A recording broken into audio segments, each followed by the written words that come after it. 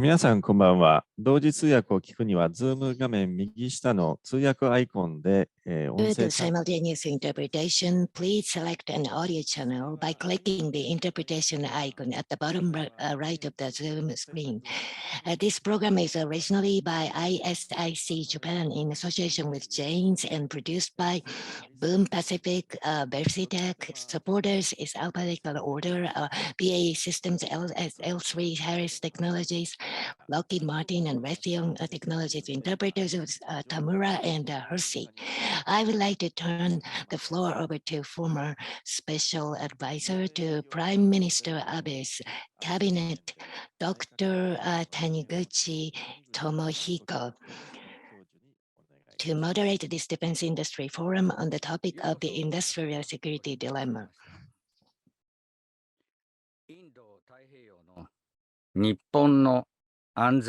Welcome, ladies and gentlemen. The Indo-Pacific, Japan's security, whether it's the morning or the afternoon or the evening, once again, it's that time. We have a blue ribbon panel for you. I'll be introducing them. As always, we'll be not only overcoming longitude, but also the language barrier.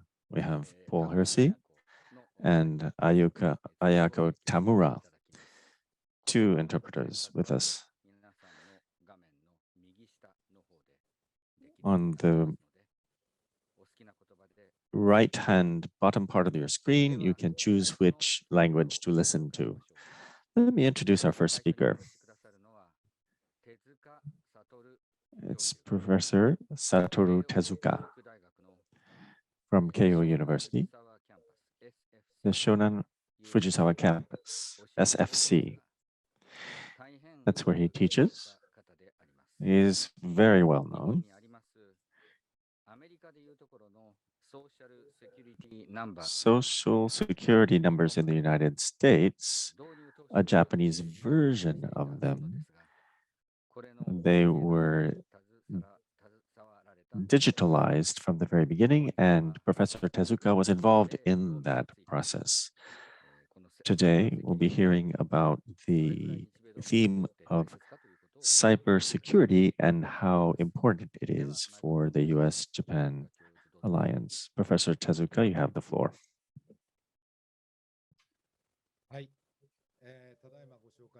Thank you.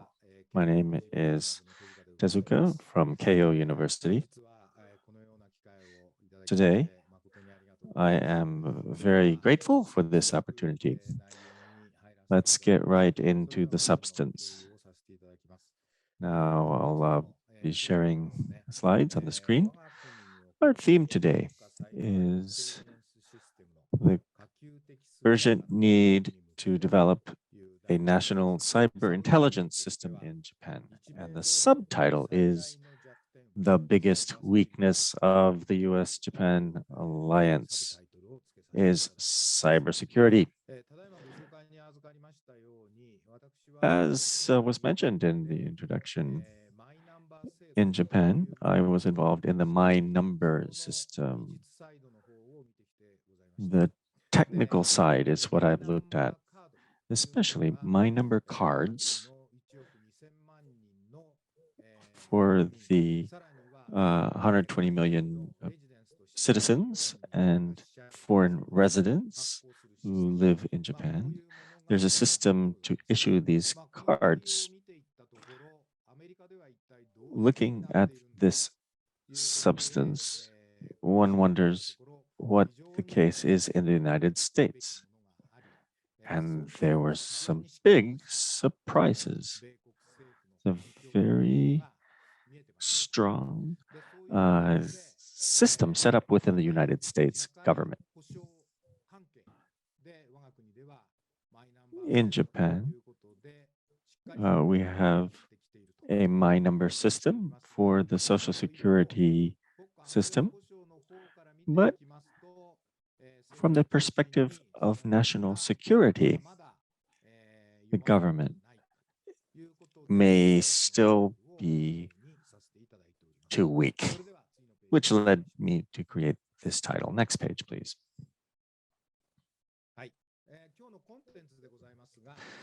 As to the content of today, I'll first talk about my view of the Five Eyes and the US. I'll give a brief overview of my view of that, and then move on to what a national cyber intelligence system in Japan should look like. In conclusion, I'll be giving a summary, but actually,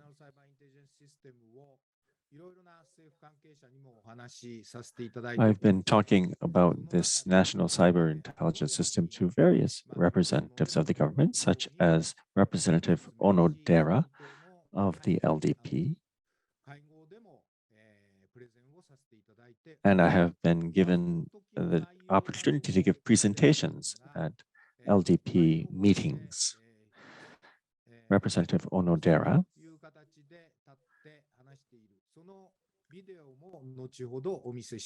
has participated in Q&A sessions in the Diet, and we'll see video of that. And so I hope that you will all gain an understanding of what the situation is around these issues in Japan. I'll now go into my presentation. Next page, please.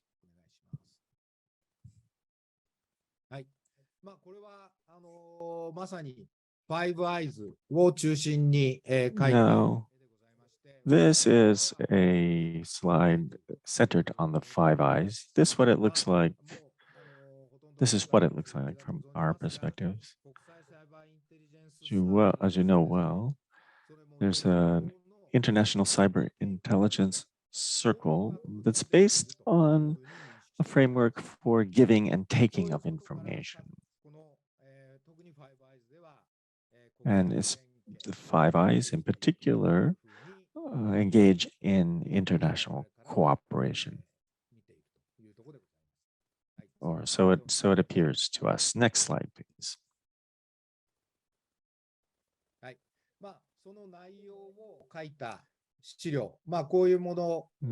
Now, I think this slide is easy to understand. The blue areas at the top are various US agencies. At the bottom, the other 4 countries are shown.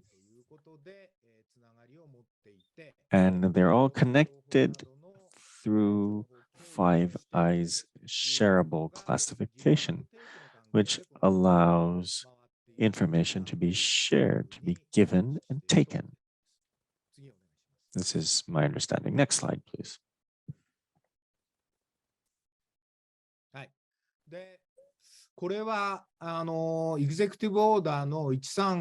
Executive Order 13526 was issued under President Obama. If you look at this order in detail, it deals with data classification. And from a Japanese perspective, it's a very strong data classification system that has been set up within the United States government.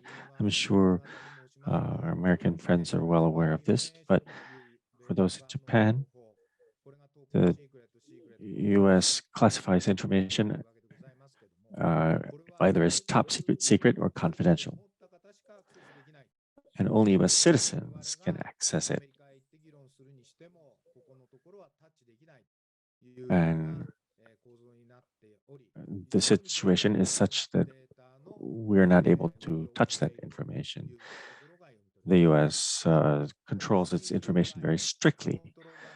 Aside from this, there is controlled unclassified information and unclassified information. So There are three categories, really, under which the US government operates for information. And the way that it is managed is also very robust if one looks at the various executive orders, and there's much to learn for Japan. Next, please.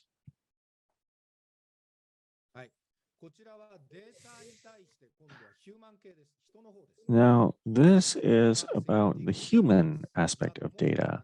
Security clearances have to do with this. And what it says here is personal identity verification, PIV. US federal employees and private contractors use these cards. And if you look at them, the technology is identical to the My Number card technology. I'd like to emphasize this. There's one difference. And the US is better for encryption. It's the second box on the left. They use S-MIME for email, which is a very secure environment. And even for advanced persistent threats, they're able to engage in communications securely in the US government. For signatures and authentication, for 120 million people, we're doing the My Numbers system in Japan. And we have been able to execute a system that is secure for the Social Security system. Next, please.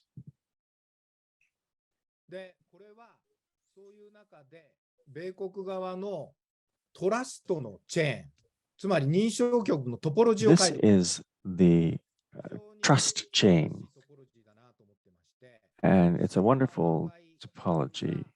The red portion below is the US government agencies. The blue area at the top is private contractors, including the defense industry.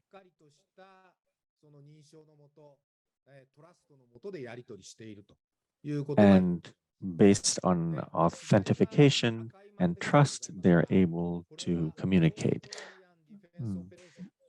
The Australian defense operations are in left, surrounded by red. In a sense, the Five Eyes are systemically connected. Thus,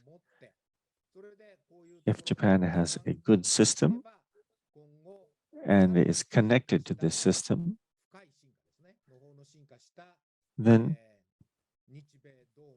we'll be able to deepen the US-Japan alliance further, and I and others believe that this must be done. Next, please.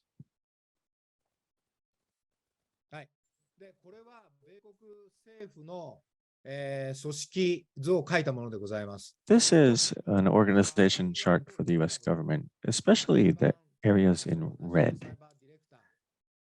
At the top is Chris Ingalls, the head of cyber. Japan has to create an organization that will be able to be a good counterpart to this, and I don't think we are there yet. The National Cyber Director at the top. Next, please.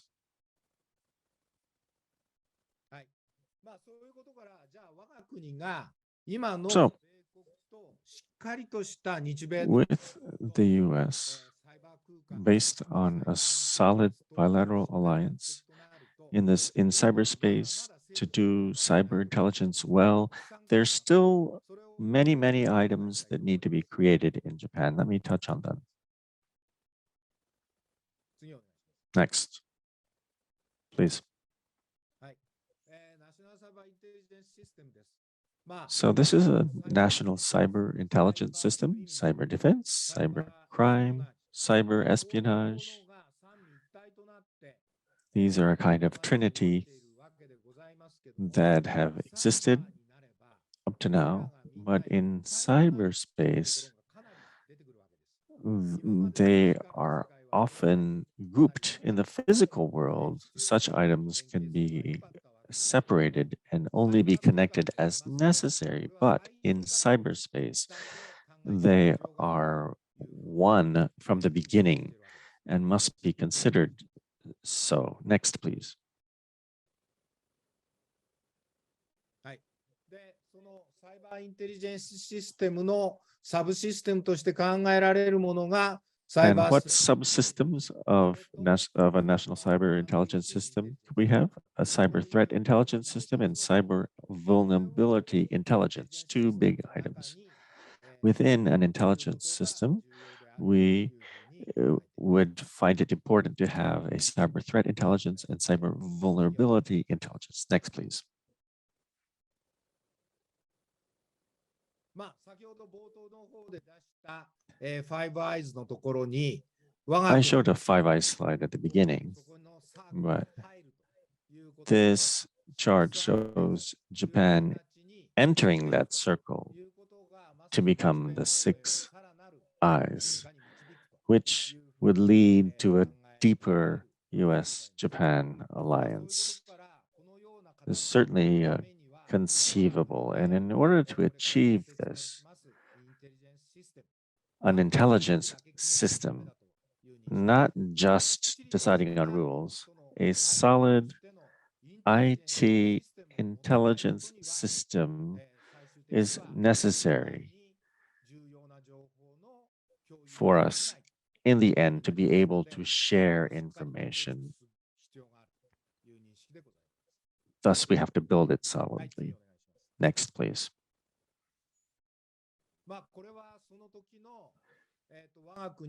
And this shows, this is one expression of what we might build. At the top, a national cyber intelligence center, and then each ministry and agency would be involved with it, of course.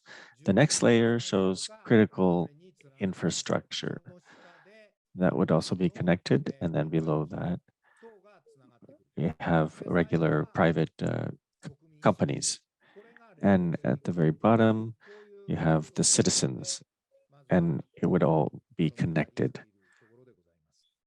I'm thinking of a layered approach. Next.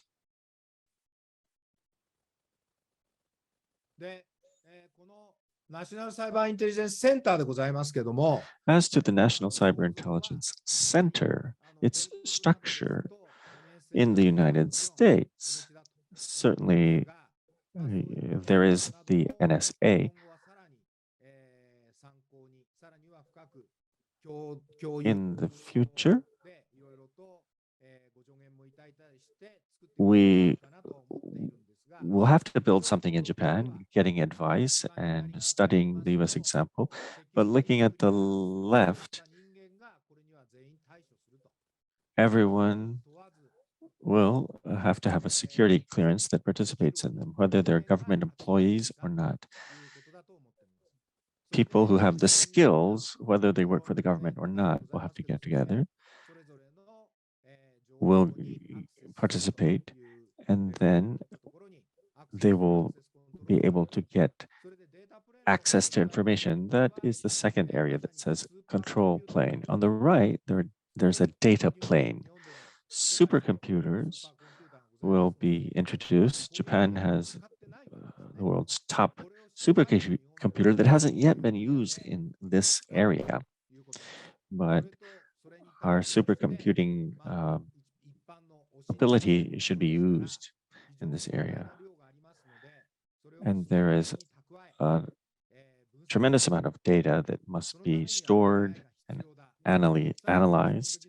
AI is necessary for that. And quantum communications and quantum encryption are necessary to for these data to be communicated. Next, please.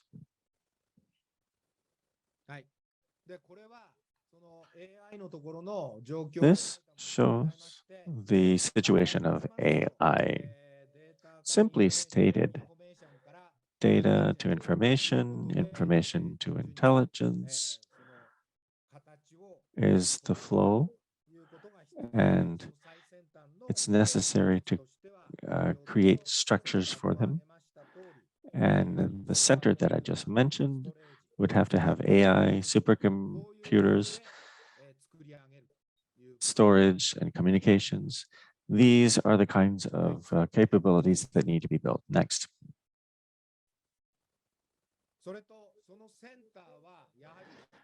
And this center to be put on the cloud is something that is necessary.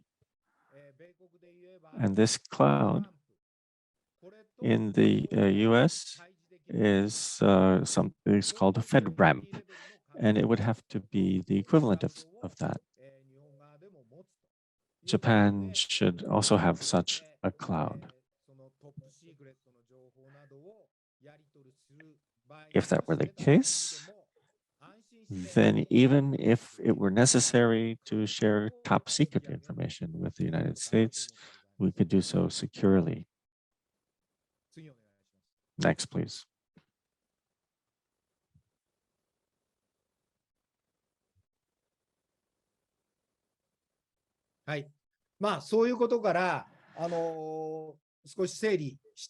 So this is a summary. On the left, there are items protecting data, protecting people, and protecting the system.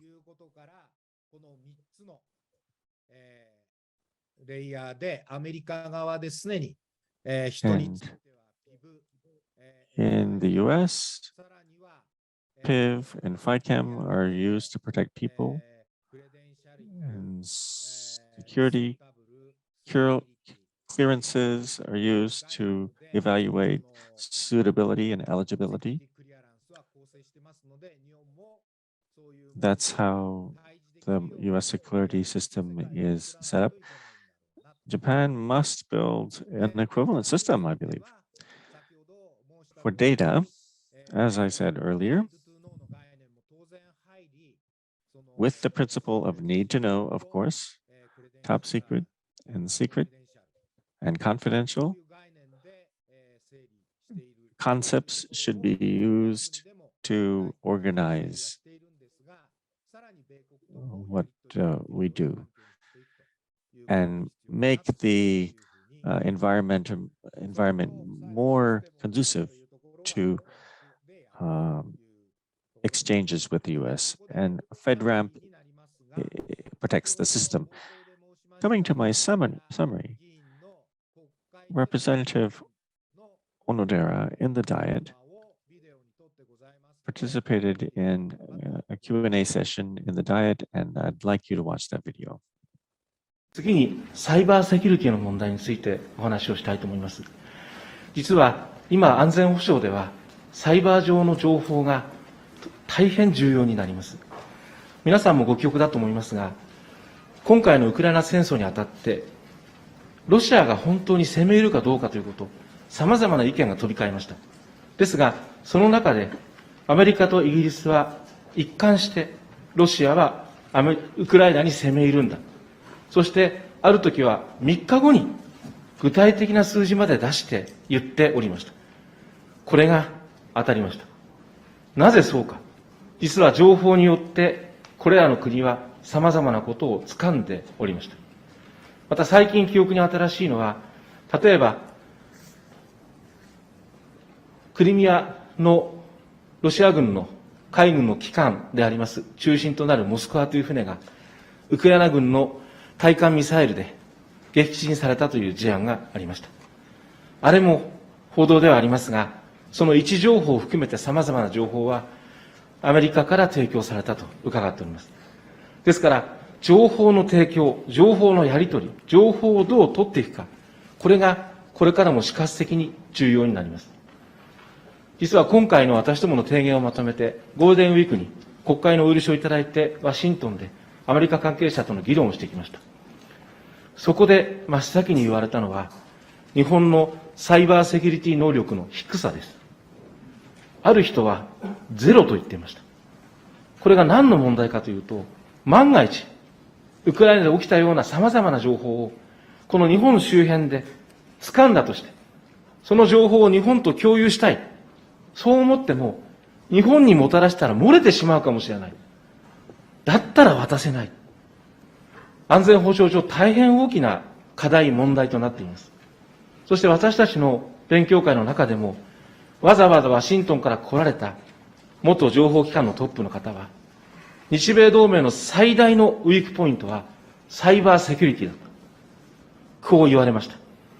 私ども様々防衛能力を上げていきますが、このサイバーセキュリティだけは政府全体でしっかりとやっていただかなきゃいけない。そういう意味で、ぜひ政府としての対応、これを求めたいと思います。官房長官、総理どちらかお答えいただければと思います。内閣官房長官、松野博一君。お答えをいたします。サイバー空間における安全保障を取り巻く環境は、先生からお話をいただいているとおり、厳しさを増しております。政府機関の連携を進めることなど、政府一丸となって、サイバーセキュリティ体制を強化をしていくこと、これはもう急務であると認識をしております。また、日米間におきましても、先般の日米首脳会談におきまして、情報保全及びサイバーセキュリティの強化について、緊密な連携と協力を確認をしたところであります。政府としては、委員ご指摘のサイバーセキュリティ等の重要な問題にしっかりと取り組んでいくとともに、新たな国家安全保障戦略等の作成のプロセスにおきまして、議論を深めていきたいと考えております。小野寺一則君。私は本当にショックでした。まさかアメリカ関係者から日米同盟の最大のウィークポイントというのが、このサイバーセキュリティの問題だとすれば、今回、岸田内閣では担当の大臣を作られ、牧島大臣は一生懸命今頑張っていらっしゃいます。ぜひ経済安全保障の観点からも、サイバーセキュリティの問題、あるいは将来はですね、やはり重要な機密を扱う部署にいる公務員等に関しては、さらに厳しい、セキュリティを課すような、そういう仕組みも考えていただきたい、そのように思っております。さて次に。はい、どうもありがとうございました。以上のような内容をですね。Thank you very much. Representative Onodera, in front of the Prime Minister, posed those questions that you just heard. He led a security study group in April, and Admiral Dennis Blair from the US gave a presentation along with me, and the government of Japan is newly seized with the importance of this. In conclusion, looking at the Ukraine situation, various things have become apparent. In the case of Japan, if there is a contingency in Taiwan, which is near Japan, based on the US-Japan alliance, would Japan be able to give information quickly? The proper environment must exist in Japan. Otherwise, the results could be terrible. I think that this is indeed the weakest point in the US-Japan alliance, the cyber intelligence system itself. That concludes my remarks. Thank you so much for your attention.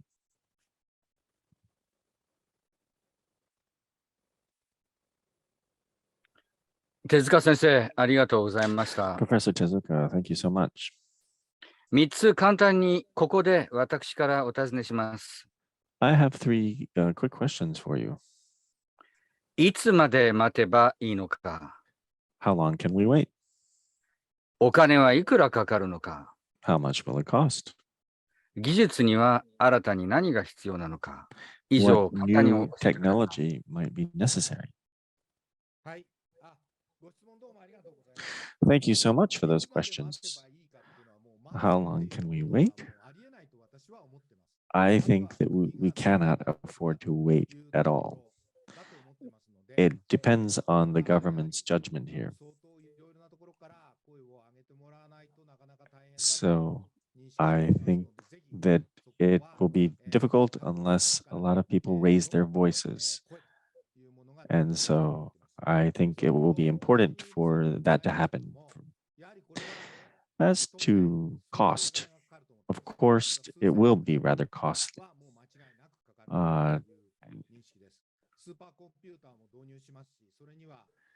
It will require supercomputers, and it will need maybe an entire power plant to power them,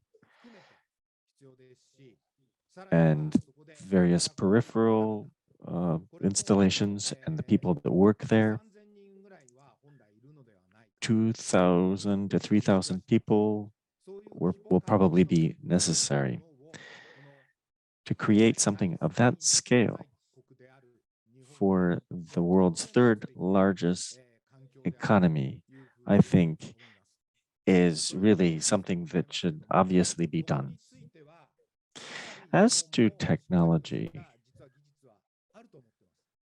Japan already has quite good technology. However, is it being used for the correct purposes? We have the seeds, but is it meeting the needs? I think it's rather poor in that respect. So that has to be firmed up.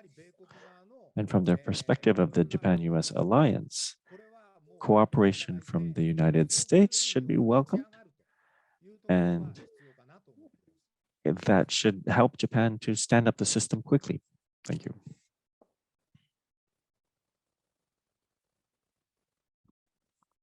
はい、ありがとうございます。 Thank you で very は、 much. 続けて2番目のスピーカーをご紹介しましょう。 Let me introduce our second speaker.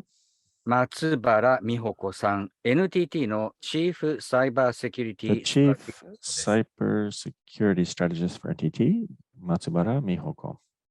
そしてこの問題で、つまりサイバーセキュリティの問題で、日本から外国に向かって最 On the question も of 旺盛に発信して cybersecurity, いる人と言っていいでしょ she is one of the most energetic to project Japan's capabilities abroad. う。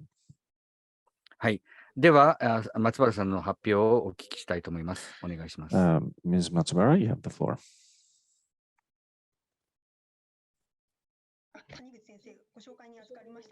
Professor Taniguchi, thank you so much for your introduction. I am Matsubara. Professor Tezuka, thank you for your wonderful presentation. To achieve cybersecurity, data, people, and systems must be protected, you told us.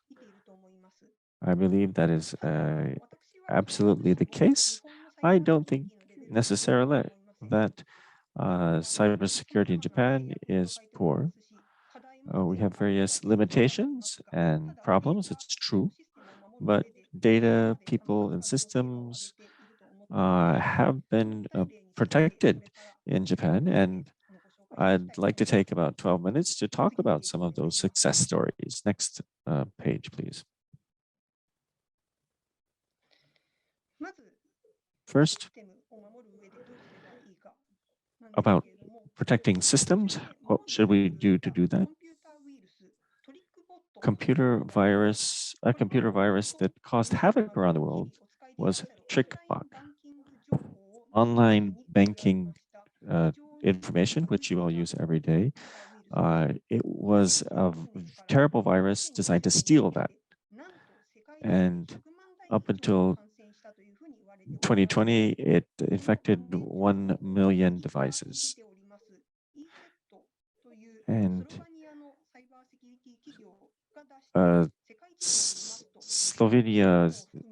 Slovenian cyber security company created the map at the bottom right that shows how widely the infection went in very many countries, the US, UK, etc. But there were also fears that it could be used to interfere in elections and could constitute threats to hospitals. So in the fall of 2020, there was a presidential election in the US, and therefore it became an issue as to how to prevent it from doing so. So Microsoft and Lumen and Symantec and NTT also participated. And we were able to get the infrastructure behind TrickBot to go down. Cybersecurity was strengthened and systems were protected. And the timing of this was very important in terms of protecting the integrity of the US presidential election. Next page, please.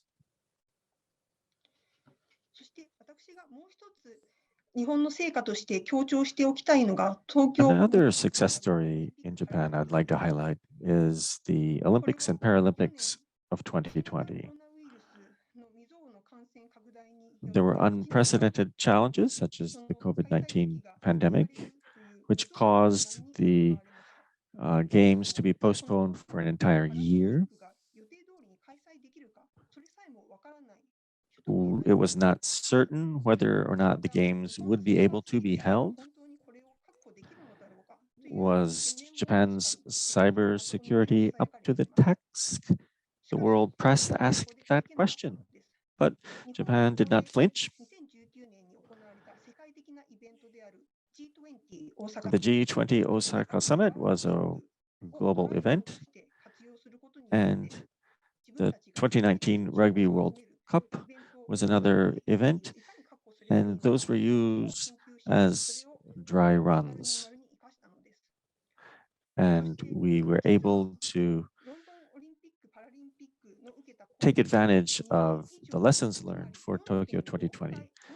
And there were 450 million cyber attacks, twice as many as for the London Games of 2012, but there was no disruption. Now, when one considers that many international events have been disrupted recently, this was a great milestone. Dr. Brian Gant's Security Magazine article, Success Story, Best Kind of Defense, said he praised what was done to the skies and praised the fact that intelligence was used and that human resources were used in a rational and effective manner. Next page, please.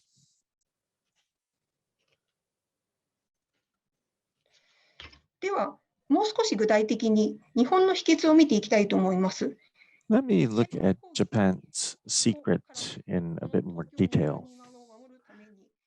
In order to protect the Tokyo Olympics, I think that the key to doing so were 4 T's. Threat intelligence and monitoring were done continuously. Second, total security solutions, meaning that piecemeal cybersecurity would not be enough and it would not last over the long term. And then, as Professor Brian Gantz said from Maryville University, that leadership is necessary from the beginning, and it's very important to use human resources well. Also, for Tokyo 2020, countries from around the world, various sports organizations, government, agencies and private entities all come together. It's unusual to have such a large event. And it was possible to achieve cybersecurity, and it was a milestone because everyone had the understanding that this is something that was important, and it's a wonderful success. And because of early detection and response and defense in depth, we were able to not just protect Tokyo 2020, but we can contribute to global cybersecurity moving forward. Next page, please. この東京2020が決まったのは2013年9月です。 September of 2013 is when the games were awarded to Tokyo. In the previous year, London had the games, but the opening ceremonies were targeted by a large-scale cyber attack, which caused great interest in cybersecurity. But in achieving cybersecurity, what's necessary at the start is human resources. It's not just Japan, the US, India, Australia, the UK. All of these countries face this problem of getting enough cybersecurity professionals. That's why it's important to get the required human resources. NTT, NEC, Hitachi were at the center of a nationwide effort.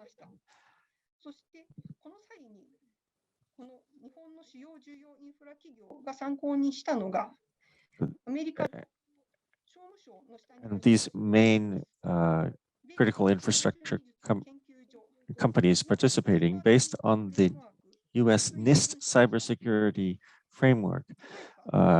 This document was at the base of it. Cybersecurity professionals is a very simple term, but it means a lot of different things.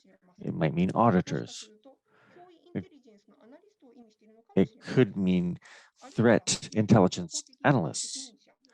It could be cyber information assurance professionals or help desk professionals. Various diverse professionals, various diverse skills require different sets of knowledge. Thus, we didn't just stay with vague expressions, but this cross industry study group that includes participation from 44 private companies defined exactly what kind of skills were necessary. And there is cooperation between government, industry, and academia in order to determine how to educate students, and the cooperation of the universities is essential here. And then how are we going to hire them, train them, and retain them? In order to create such an ecosystem, the participation of the government is important. Thus, the study group was also invited to various governmental strategy study groups. And there was also active participation from private industry. Next page.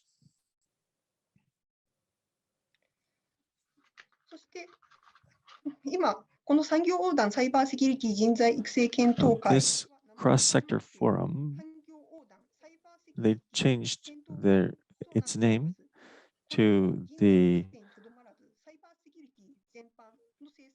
a forum that would talk about policy on cybersecurity, not limited to human resources. And some of the participants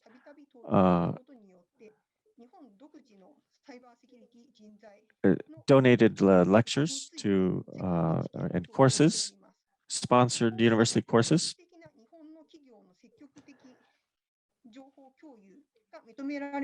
And we were able to have epoch-making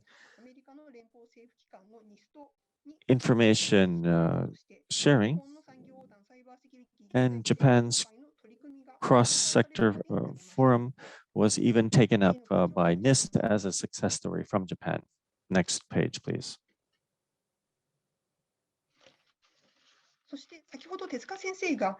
And earlier, Professor Tezuka talked about cyber threat intelligence capability in Japan.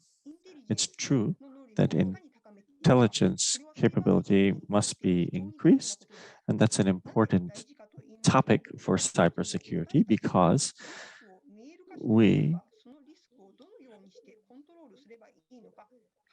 have to understand the risks in order to be able to control them. If the risks are not understood, then decision makers don't know what kind of measures to take. So the first thing that's necessary is cyber threat intelligence, which is then used for decision making. In April of last year, NPA Commissioner General Matsumoto, there's a different police commissioner now, made Japan's first standalone public attribution. 200 organizations in Japan, including JAXA, were the object of cyber attacks. And there was very high probability that it was Unit 61419 of the PLA Strategic Support Force in the PRC. And not just Japan, but foreign intelligence agencies and law enforcement agencies paid a lot of attention to this Japanese announcement. And therefore, we can make great international contributions to information collection and analysis. In 2021, the cybersecurity strategy of the Japanese government talked about public attribution and how the Japanese government intended to continue doing so. Next page, please.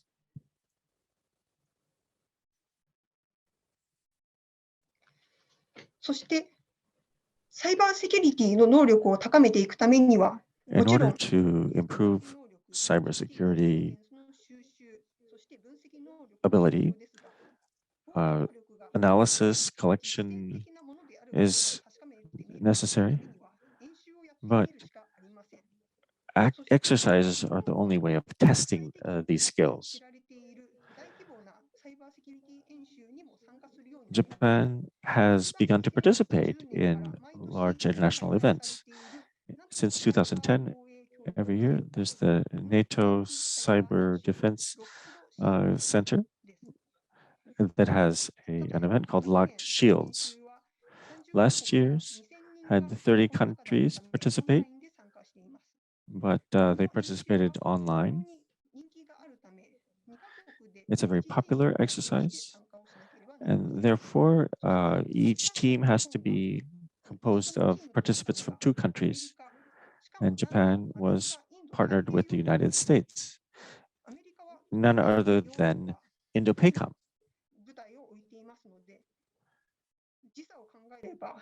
When one considers the time difference, it would have been easier to have a European partner. But in order to get a free and open Indo-Pacific, cybersecurity is important. And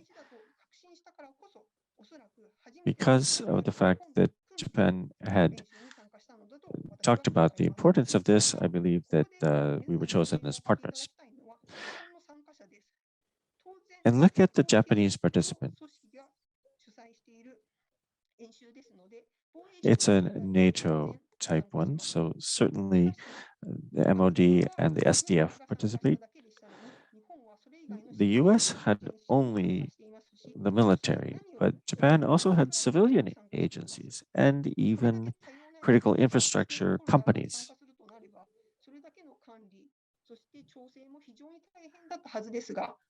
It must have been very difficult to manage all of these participants, even though it was their first participation. But the government agencies, critical infrastructure companies were able to cooperate, and I think that deserves a note that we did this with the US. Next. そして今年も実はすでにロックドシールズ演習が開催されまし Locked た。 Shields has already happened this year.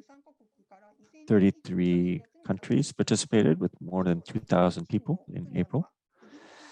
This time, Japan's partner was the UK team. Once again, it was not just the Ministry of Defense and the Self-Defense Forces, but other government agencies and critical infrastructure companies. The UK sent their Ministry of Defense and the armed forces. Once again, both Japan and the UK are committed to a free and open Indo-Pacific, and this cooperation shows how much importance both countries place on cybersecurity in achieving a FOIP. Next.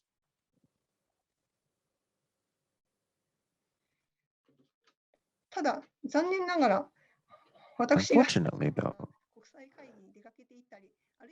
I go to a lot of international conferences. I get invited to webinars like this one.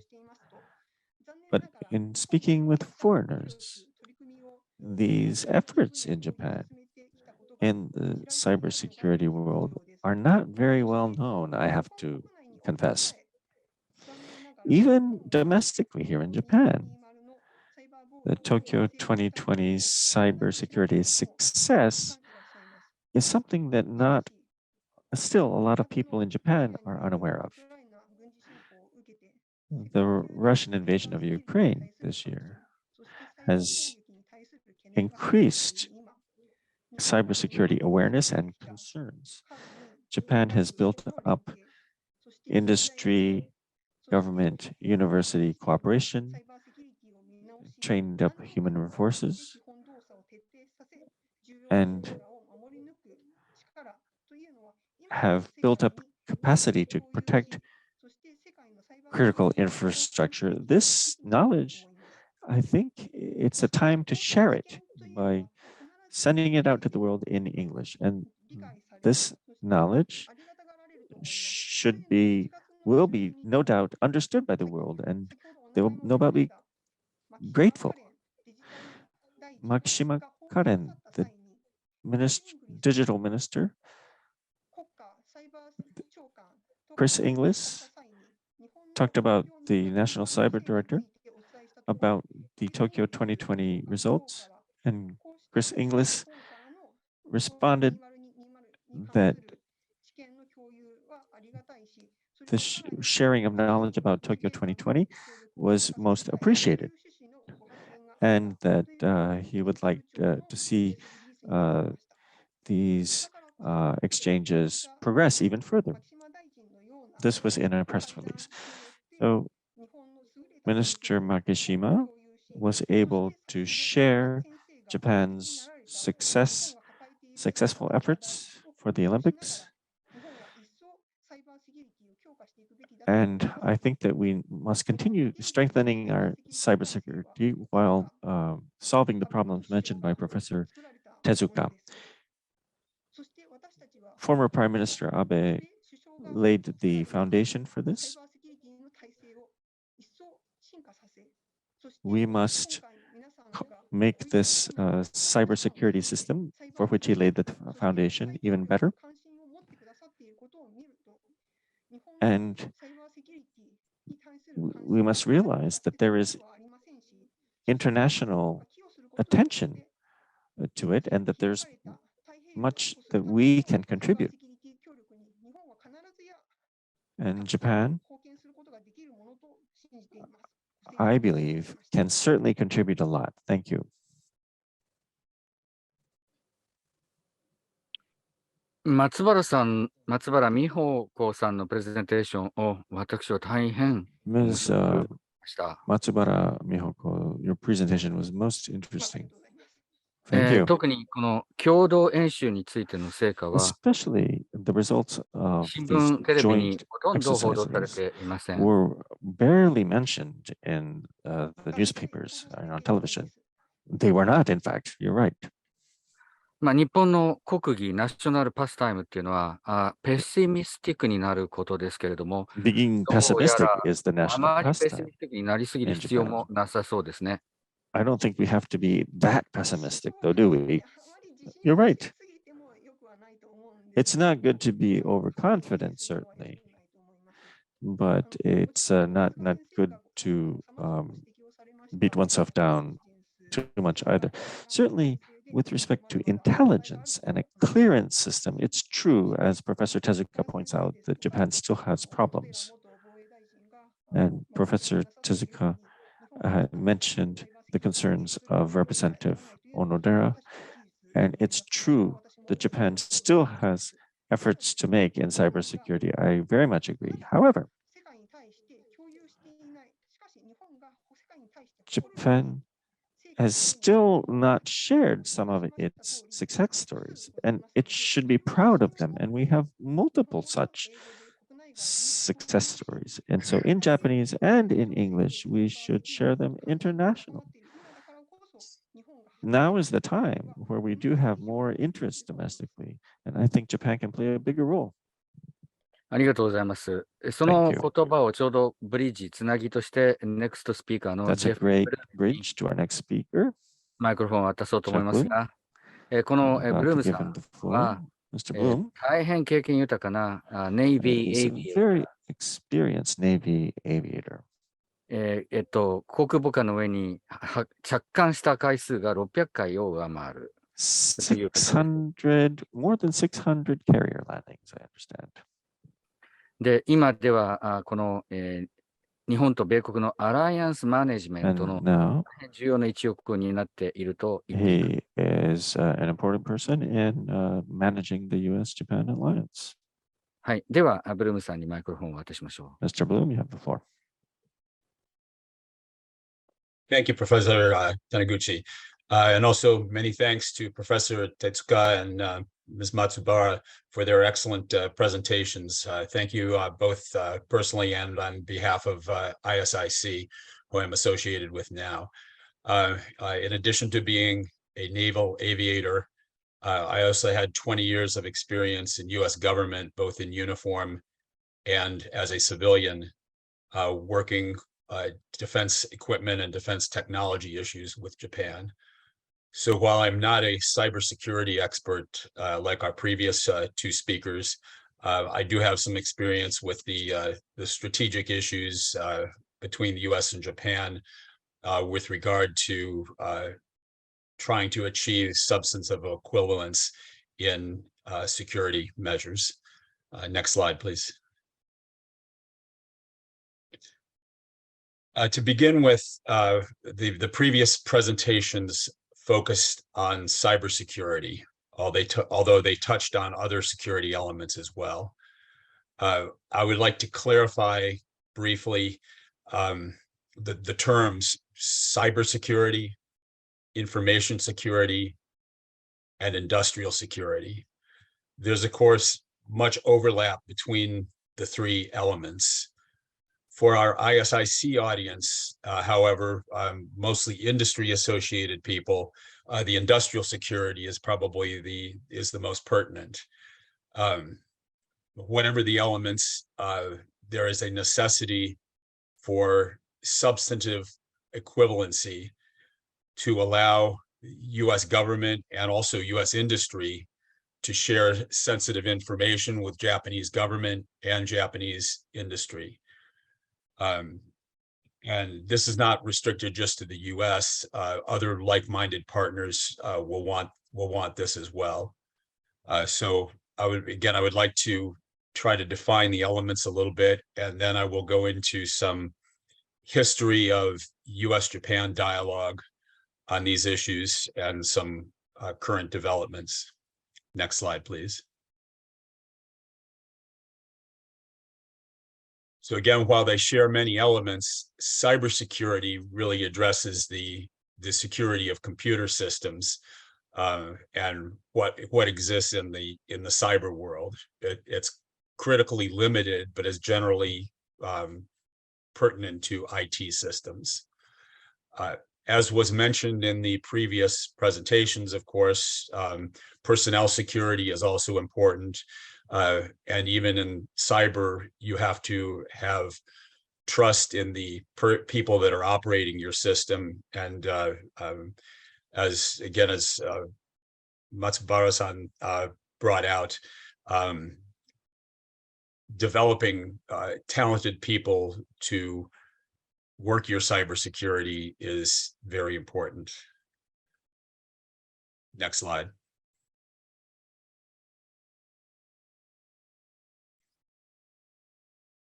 Information security, of course, also includes cybersecurity, since much of the information in the modern world is in the cyber realm. But information security can still include non-IT type items. There can still be information leakage through hard copy documents or other means besides cyber means.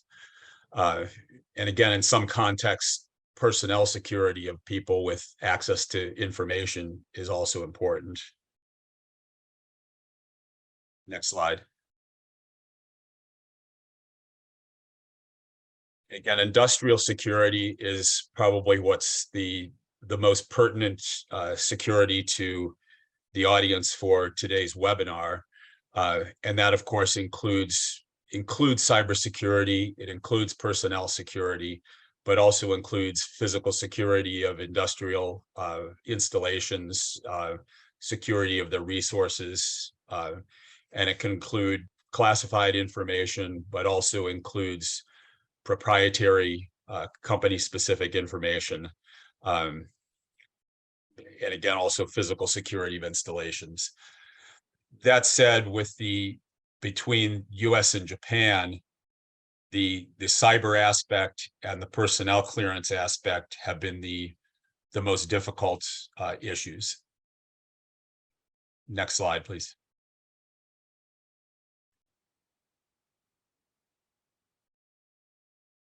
Again, free information sharing between countries and between governments requires substantive equivalency and security measures. The supplier of sensitive information is not going to be willing to supply it unless they know it can. There's both an intent and the capability to protect it by Japan in this case. Again, there is no necessity for Japan to have identical laws or systems or procedures, but it is necessary that the procedures and laws and systems in Japan achieve a comparable level of production, and that allies and like-minded partners are comfortable that these systems are equivalent and that their sensitive information will be as thoroughly protected in Japan as it is in the providing country, in this case, the US. Next slide, please. I would now like to go into a little bit of the history of the US-Japan dialogue on security.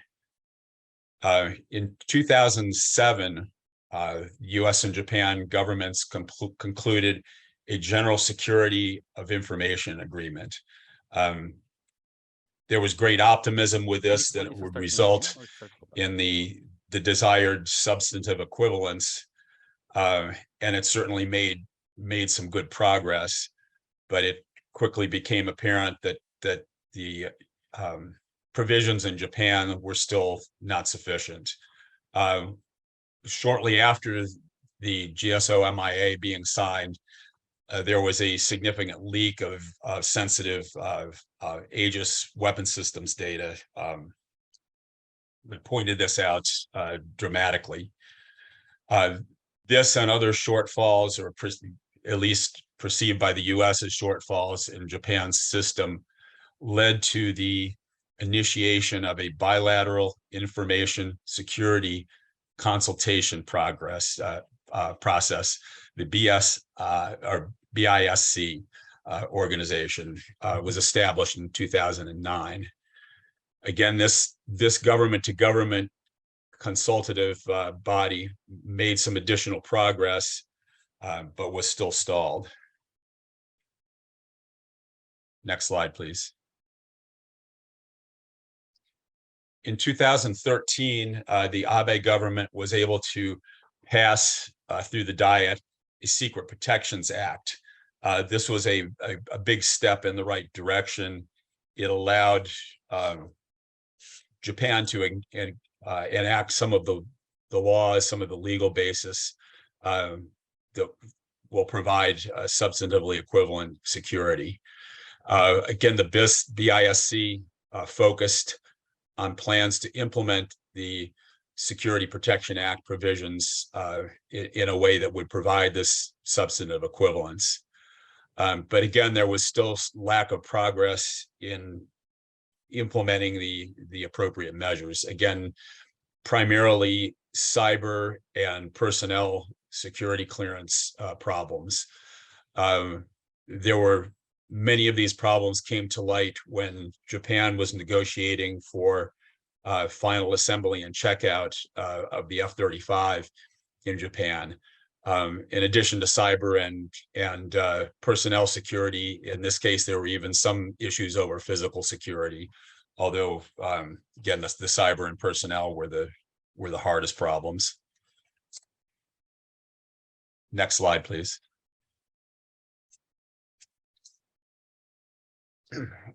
In 2018, the BISC plenary, US officials proposed 5 focus areas for Japan to achieve substantive equivalency. A national designated senior authority, or centralized command to solve the problem of interagency coordination with Japan. Still, most of Japan's security provisions are done at the government level, are done on a ministry by ministry basis, as opposed to a whole of government approach, as is done in the US and in most NATO and other countries. They recommended a cadre of dedicated security officials. I know Matsubara-san mentioned training security officials for cyber. It's also necessary to have specifically trained career people that know how to do personnel security well. Industry-wide security programs and procedures, in other words, standardized procedures across industry, a national background check program, and a classified court system.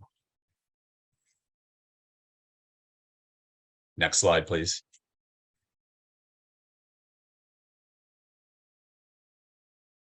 In 2019, the US government reorganized our security, some of our security, into a defense counterintelligence and security agency. This was a new agency, although primarily it combined existing agencies. But this became a single point of contact, a single agency with authority over security compliance by US industry. Fairly shortly after this organization was formed, it began participating in the BISC discussions, and this was very useful, so that they could share US lessons learned in industry security, industrial security, across the range of necessary security provisions.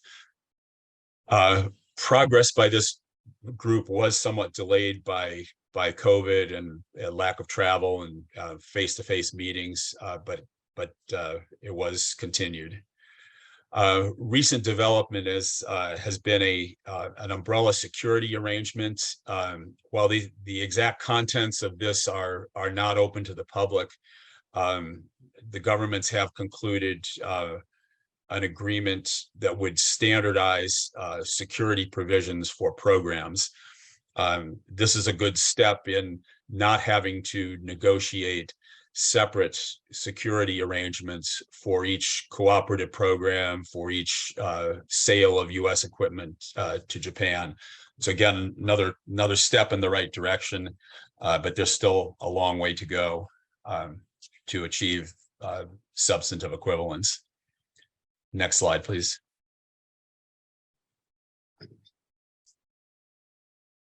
Again, much progress has been made, but much progress still needs to be made.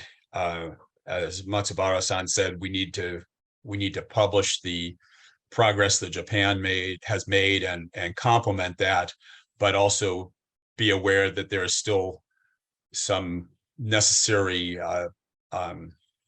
pessimism that we aren't where we should be yet in achieving substantively equivalent security arrangements for particularly for industry, if industry wants to cooperate. I believe the UK cooperation on FX and Tempest will also help this effort. This will point out that this is not just a US-Japan thing, but this is something Japan needs to do to cooperate with a variety of like-minded countries. This is, of course, vitally important for security in the Indo-Pacific countries. And I would also point out that these security measures are something Japan should do for Japan's sake. They should not do it because of foreign pressure or gaiatsu. They should do it because it's necessary to protect their own information, to protect themselves from Chinese and other incursions into their economy as well as their defense. While there's much more that could be said, I think I would like to conclude here and allow sufficient time for some questions and discussion. Thank you very much.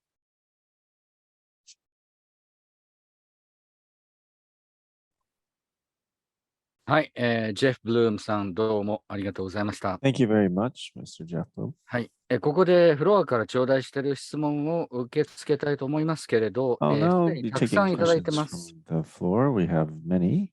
ですから私が選んで、それぞれのスピーカーの So 方に投げ I'll かけ be ていきたいと思いま choosing some and posing them to our speakers. す。それよりも前に、松原さん、 But それから手塚 before 先 that, 生、 Ms. それぞれか Matsubara ら and 何か Professor Tezuka, お互いにお聞きになりたいことはありますか？ do you have any questions for each other, perhaps? もしあればどうぞ。 If so, then go right ahead. では手塚先生どうぞ。 Professor Tezuka, go ahead.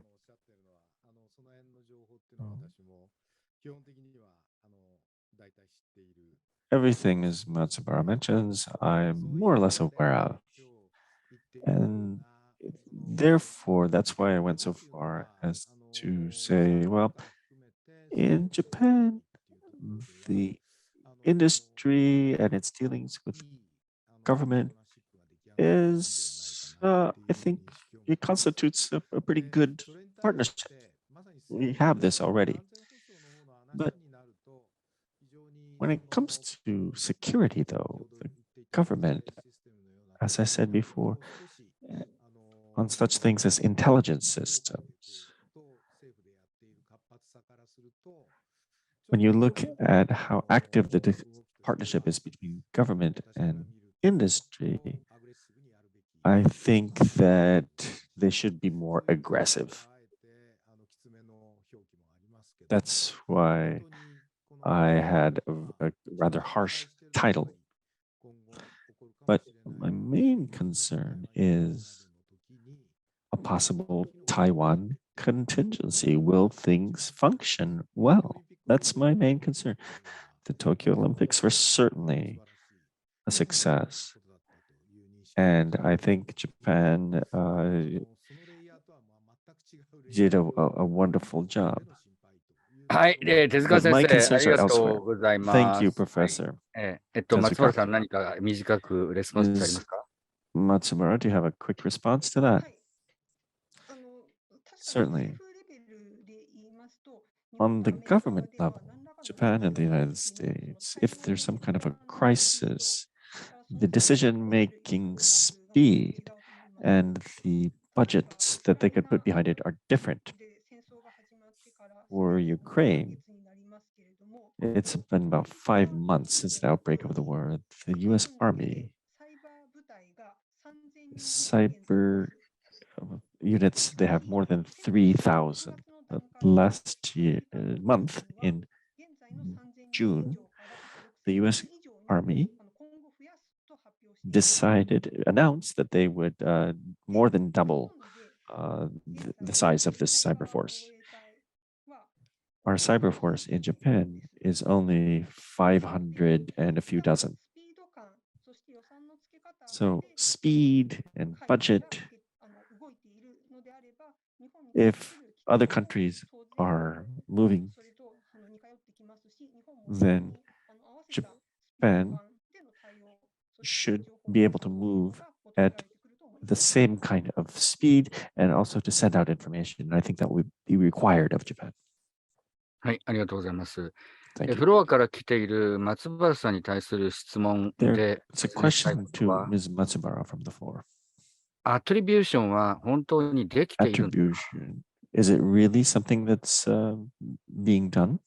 それからオフェンシブなことができるのか、 Are we able to do offensive things?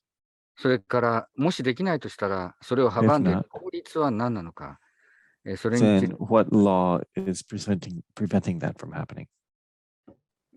まずアトリビューションなんですけれども、 On attribution, the Japanese government, on its own, in April of 2021, the National Police Agency Commissioner made an announcement, but that's only one example of Japan having done so.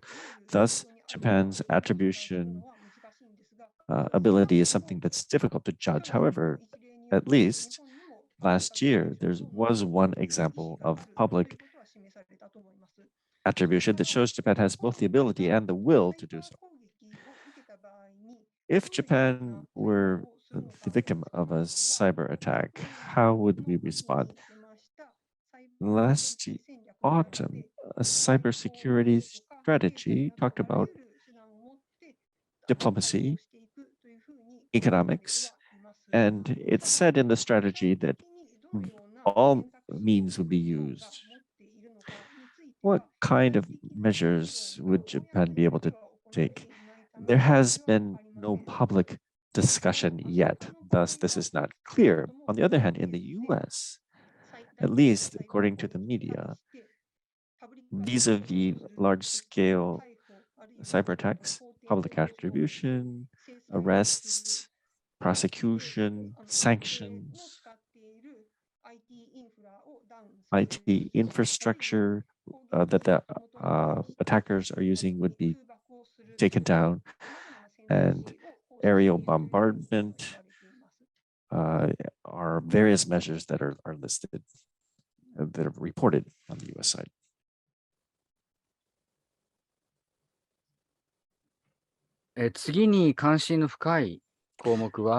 Next, 教育をどうするのか、どういうふうに、 what どんな人材 will を we 育 do て about るのかです。 education in order to bring up the talent that we need?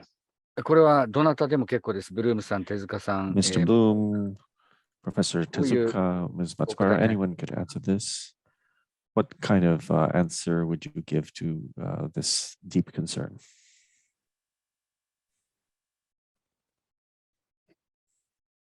どうしましょう。それじゃあ松原さんまたお願いしましょうか。 Shall I call on Ms. Matsubara again then? Thank you. With respect to cybersecurity professionals, what's the most important quality? The threat environment and IT technology, both the threats and the technologies are always evolving. So a professional has to be willing, has to have the desire to continuously learn about these evolutions. ISC Square is an organization that issues professional qualifications. According to their research at present,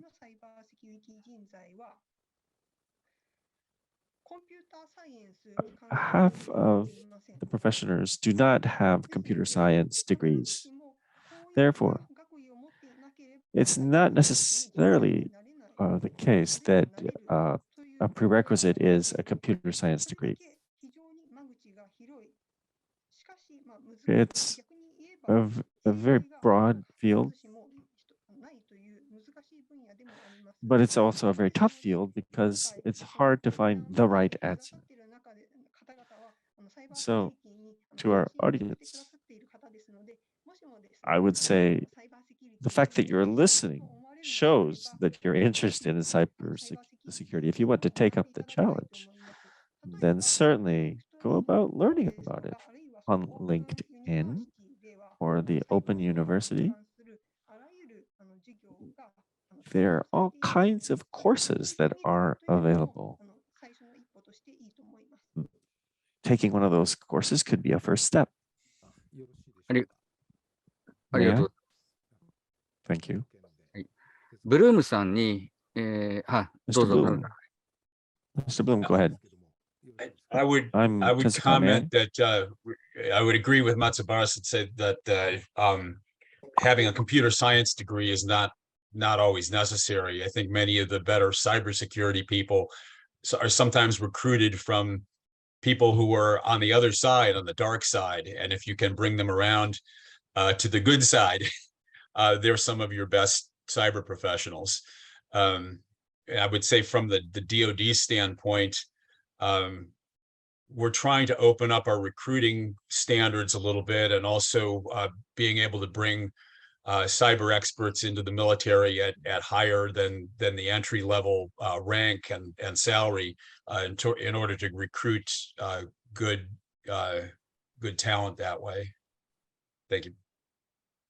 それから Mr. Bloom, can you elaborate on how the FX Tempest will be a test case for Japan in terms of industrial security? Would you like to answer that question? I think the technology involved in that will be at a similar high level to, say, the Aegis program or the F-35 program. But of course, since those programs, the necessary security has advanced further.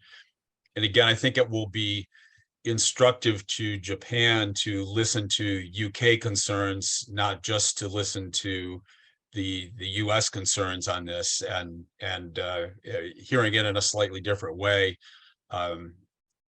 may help Japan recognize better what needs to be done.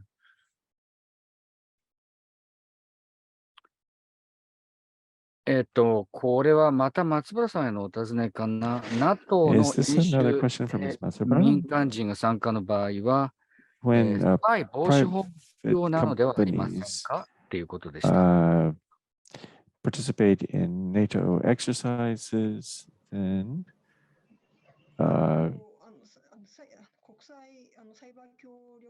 does this have to do with the counter-espionage law?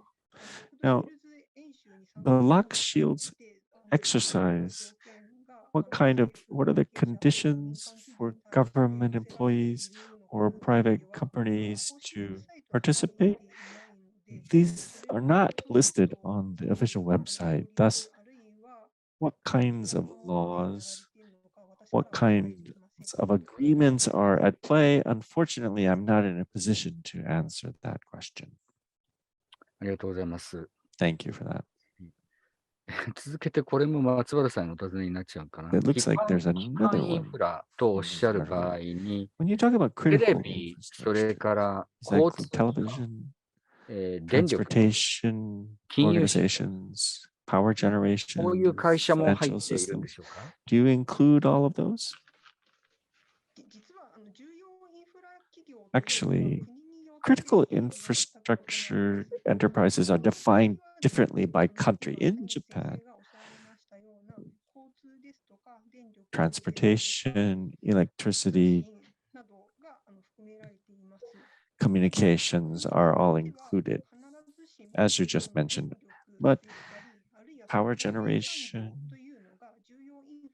or the defense industry may or may not be designated by certain countries as critical infrastructure. For example, the tourism industry is designated as critical infrastructure by some governments, whereas they do not designate power generation as being such.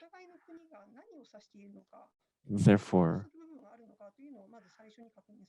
the first thing to do is to check what the other country actually means when they say critical infrastructure, when you do international corporations. May I? どうぞお願いします。This is Tezuka. Go ahead. About electricity and so forth. The Ministry of Economy, Trade and Industry leads IT and OT. Operational technology, OT, is they are aware of the importance for security for OT as well. And security education programs over a year for about 70, 80 people participate from companies over a year. It's tougher than a university class. I am also working on these kinds of programs. And it's not just IT, OT as well. And that includes electricity, railroads, and so forth. The security of them is something for which an education system has been created. We are doing this in cooperation with the United States. Worldwide, we have also reached out to ASEAN. So it's an industry-led effort. It's one example of education.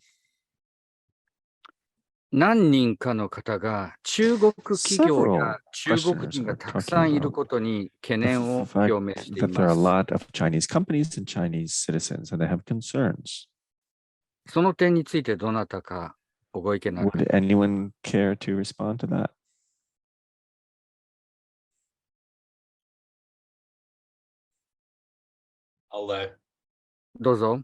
I'll take a shot at that. Yeah, I mean, clearly China is emerging as the preeminent threat to U.S.-Japan alliance, as well as the global order of like-minded countries, and it's a concern. I would say these comments also point out that national security is becoming much broader than just defense. I think the Ukraine situation pointed this out also, that the cyber aspects, the security of critical infrastructure is all very closely tied in with the military aspects of national security, and also the aspects of maintaining a strong alliance between like-minded countries in the Indo-Pacific and in the world. はい、次の質問を持っておしまいにしたいと思います。最後にくださった質問ですが、これ Very は good. Our next question will be the last one. スタンダダイゼーション、クリアランスシステムのスタンダダイゼーションというの Do は we need standardization of clearance systems? で、もしそうだとすれば何 If を so, 最初にやるべきなのか。 what's the first step? もう一回申します。 Tough ク for リ me ア to ラン hear. ス I'll システ repeat. ムのスタン Do ダ we ダイ need ゼーション standardization of clearance systems? が必要なのか。で、もし必要だとする If と、 so, 何が最初に、what 必要なのか is。the first step? Thank you. I think that when one thinks about clearance, it's not so much a question of standards as to how you check someone's background domestically and in a proper way see whether it's all right for someone to be involved in such systems. It's something that each country has to think about for themselves. When it comes to international interoperability, what do you do internationally between countries? I think there could be different cases depending on the countries involved. I think, therefore, standardization is not a good word in terms of dealing with clearances. もっともっと質問をお取りしたい Great. ところ I で would have loved to take many more questions. 時間がすでに過ぎてしまっておりま We're す。 already over time, I'm afraid. ICI Connect っていうところでディスカッションが続きます。 The discussion will continue at a place called ISIC Connect. ここでお尋ねしきれなかったことやお話になりき It's れ a なかったこと place where ことが we できます can continue the discussion on all the questions that weren't able to be answered. たくさんの人に支えられているこのプログラムですが、この度 This 新し program く has been ANSYS という supported by スポンサーが many, 加わってくれま but し we have た a new sponsor, ANSYS. その ANSYS に対しても感謝を述べたいと思います。 Our thanks go to ANSYS as well. で、以上をもちましておしまいにしますが、本日 This も大 concludes 変 our program. 経験と知識の豊かな3人の方から様 We've 々な had 見解を some 伺う very experienced and knowledgeable panelists and had a great discussion among 時間が足りないのと、 you. 私の手際とで皆様からの質問を十分お取 Because り of my lack of skill and lack of time, I'm afraid I wasn't sufficiently able to respond to all the questions. それではこれをもちまして、 Sorry プログラ about ム that. を思います。 This ありがとう concludes our program. Thank you very much.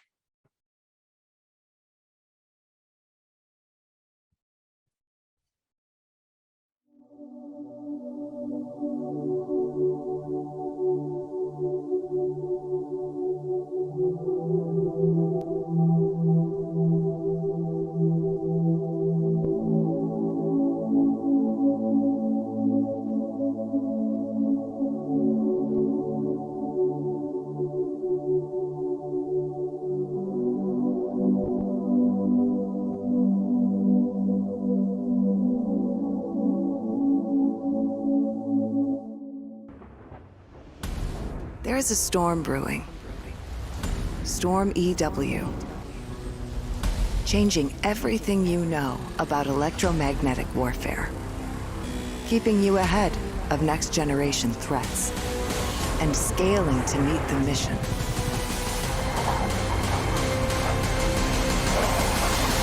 The coverage needed to advance into the battle space.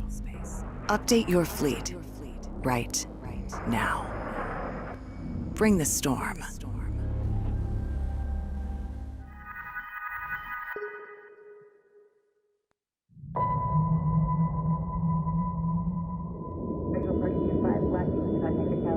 In an uncertain world, there is one irrefutable fact.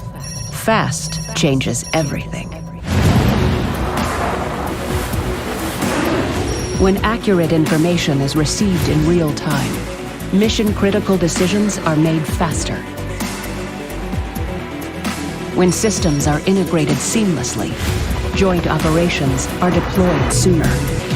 When assets are rapidly updated with the latest software, today's and tomorrow's threats are countered earlier. When time is saved, lives are saved. At L3 Harris, we design fast into everything we do. New ideas and technologies are quickly adopted and delivered. With multifunction capabilities that enable flexibility in every domain. We anticipate where a rapidly changing world is heading and adapt to it. Providing reliable technology that makes you more effective and able to move forward faster than ever before. Because out here, fast changes everything. L3 Harris. Fast forward. The radars of the future are smart, connected, and being built today. Raytheon is pushing the limits of advanced manufacturing from the ground up, building on a 60-year legacy of innovation infused with today's most innovative technologies. In our world-class radar development facilities, robots work autonomously alongside skilled engineers, setting new benchmarks for efficiency, productivity, quality assurance, and safety. Cutting-edge automation and process optimization are helping reduce cost and increase speed of delivery. From autonomous material movement and unmanned vehicles to an industry-first dual robotic system, advanced manufacturing at Raytheon enables production to be smarter, safer, and faster, giving engineers and technicians time to solve the complex challenges of tomorrow. Raytheon, reimagining the future of radars.